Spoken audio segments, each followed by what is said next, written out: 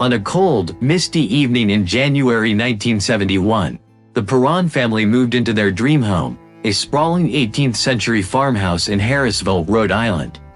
Little did they know, this seemingly idyllic residence would become the epicenter of a series of terrifying events that would inspire one of the most chilling horror franchises in modern cinema, The Conjuring.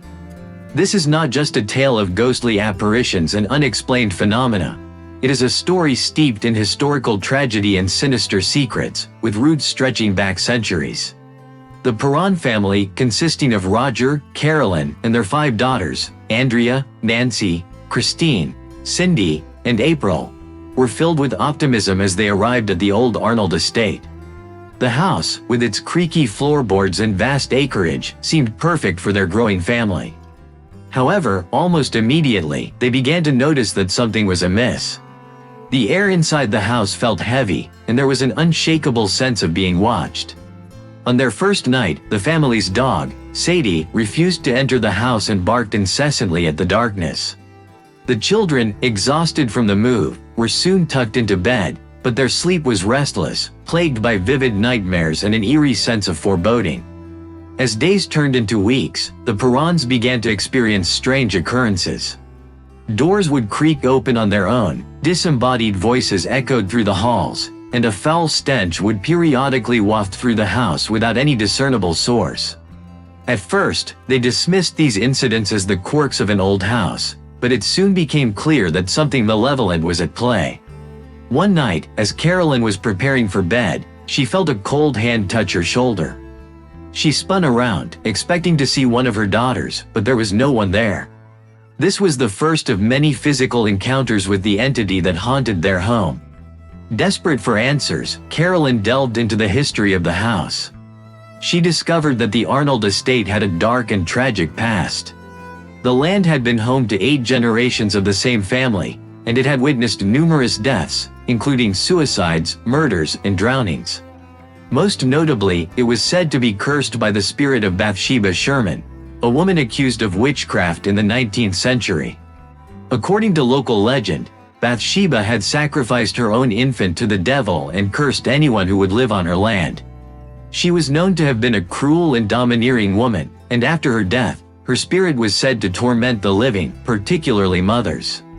By the fall of 1971, the paranormal activity had escalated to a point where the Perron family feared for their safety. Objects would levitate and be thrown across rooms, and the children were frequently awakened by spectral figures standing at the foot of their beds. Carolyn, in particular, seemed to be the focus of the malevolent entity, suffering from mysterious bruises and attacks.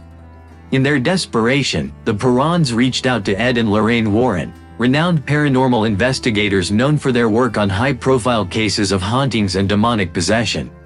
The Warrens arrived at the house, sensing immediately that they were dealing with a powerful and dangerous presence. Ed Warren, a demonologist, and Lorraine Warren, a clairvoyant, began their investigation with a series of interviews and observations. Lorraine quickly identified the presence of Bathsheba Sherman, who she believed was the primary source of the haunting. Lorraine described Bathsheba's spirit as malevolent and extremely powerful, feeding off the fear and suffering of the family. The Warrens conducted numerous sessions of prayer and attempted to communicate with the spirits. They discovered that the land itself was tainted, and the house acted as a conduit for the restless spirits that had died there. Lorraine's visions revealed a horrifying tapestry of death and despair, with Bathsheba at the center of it all. The Warrens decided to perform a seance to confront Bathsheba and attempt to rid the house of her presence. They gathered in the living room, with the Perrons and a few trusted associates, forming a circle around the table. The atmosphere was thick with tension as they began to chant, invoking the spirit. As the seance progressed, the temperature in the room plummeted, and a dark, oppressive energy filled the space. Suddenly, Carolyn's body went rigid, and she began to speak in a guttural voice, her eyes rolling back into her head. The entity had taken control of her, and the room erupted into chaos as objects were hurled around by unseen forces. Ed and Lorraine worked frantically to drive the spirit out, invoking the power of their faith. After what felt like an eternity, Carolyn collapsed, the dark presence momentarily dispelled. The family was left shaken and terrified, but it was clear that the battle was far from over. In the weeks following the seance, the activity in the house subsided but did not cease entirely. The Warrens advised the Perrons to leave the house, but financial constraints made it impossible for them to move. They continued to live in the house, enduring the occasional resurgence of paranormal activity. Carolyn remained the primary target of the spirit, and the family lived in a constant state of fear. It wasn't until 1980 that they were finally able to move out, selling the house to another unsuspecting family. The terrifying experiences of the Perron family and the Warrens' investigation were eventually chronicled in the 2013 horror film, The Conjuring. Directed by James Wan, the movie brought international attention to the haunting and cemented the Warrens' legacy as pioneers in the field of paranormal investigation.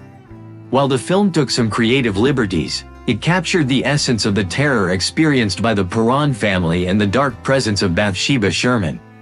The success of The Conjuring spawned a franchise that delved into other cases investigated by the Warrens, further popularizing their work and the real-life horrors they encountered. The story of the Perron family and the Warrens' investigation has left a lasting impact on the field of paranormal research. It serves as a chilling reminder of the dark forces that can linger in places touched by tragedy and suffering. The Arnold Estate, now known as the Conjuring House, continues to be a site of fascination and fear, drawing paranormal enthusiasts from around the world. While the house itself remains, the haunting experiences of the Perron family and the Warrens' investigation have become part of the lore that surrounds it. The story of Bathsheba Sherman and the malevolent spirits that plagued the family continues to captivate and terrify those who dare to delve into the true story behind The Conjuring. Despite the passage of time, the true nature of the haunting at the Arnold Estate remains a subject of debate and speculation. Some believe that the spirits have been laid to rest, while others insist that the malevolent presence still lingers, waiting for its next victim. The house stands as a testament to the enduring mystery of the paranormal and the unending battle between light and darkness. As for the Perron family, they have moved on with their lives, but the memories of their time in the haunted house continue to haunt them. The Warrens, both now deceased, left behind a legacy of paranormal investigation that continues to inspire and intrigue. The true story behind The Conjuring is not just a tale of ghosts and hauntings, but a testament to the enduring power of fear and the human spirit's resilience in the face of unimaginable terror. It is a story that will continue to be told, whispered around campfires and recounted in the shadows, for generations to come.